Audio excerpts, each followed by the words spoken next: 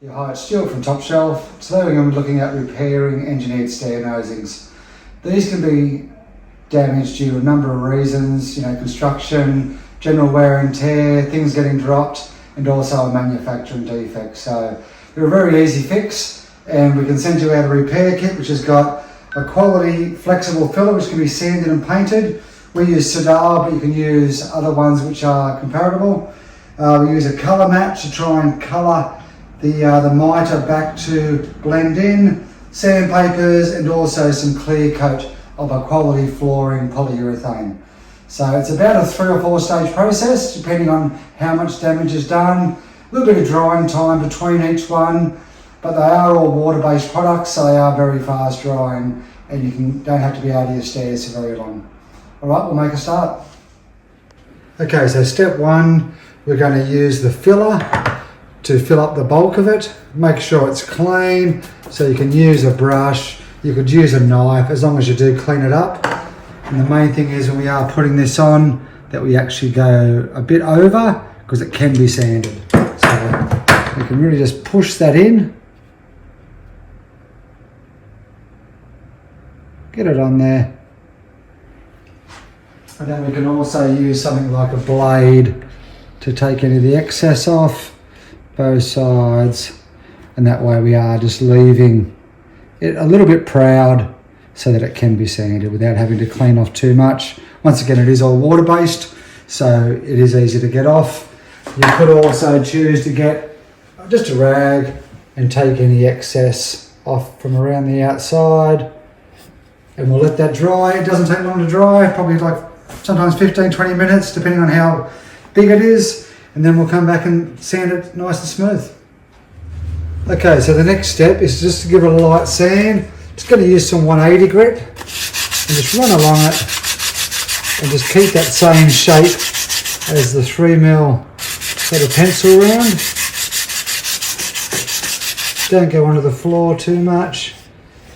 And then you can also get that wet rag again. Just get rid of any excess. Tidy it up. It's actually nice and smooth. It mightn't look it in the video because it's sort of got, some of it is actually got bog and some hasn't got bog. And then we'll actually end up putting colour along the whole edge anyway.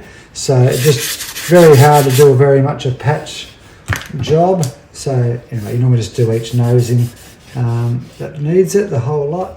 Okay, so now we're going to apply some colour to it, and the trick to doing that is so you don't make a mess, is actually get the paint right along the length of the brush along here. That way you basically just glide the brush along, you're just putting the colour on there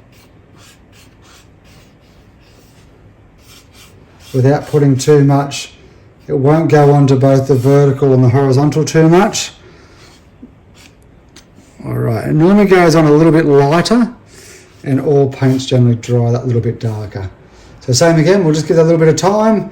Being a water base, it does dry nice and quick. Okay, so now we've put the colour on. Now we just need to make sure it's nice and clean. You can use a knife blade nice and carefully to take off any excess paint. If you do feel like you want to give it another paint, you can. You can also give it a very light sand.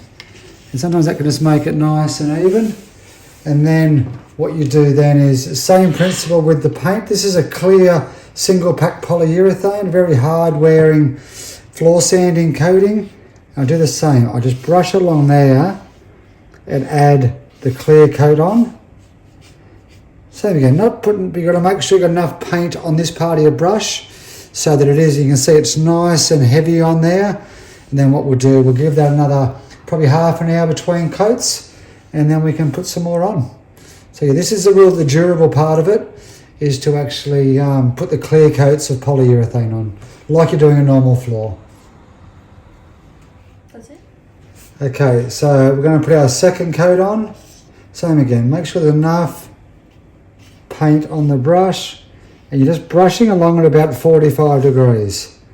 All right, now this will dry within a couple hours, and you can see how it's nice and heavy. It's got that bit of a shine to it. We do use a matte finish, so it does blend in nicely. Okay, so once you put your second coat on, then it's all done. Just take it easy for the first few days. And if you're wondering why it is so shiny, we do have some studio lighting in here. So with natural lighting, these coatings will dry to a matte finish and they'll blend in nicely and be nice and durable. Thanks for watching.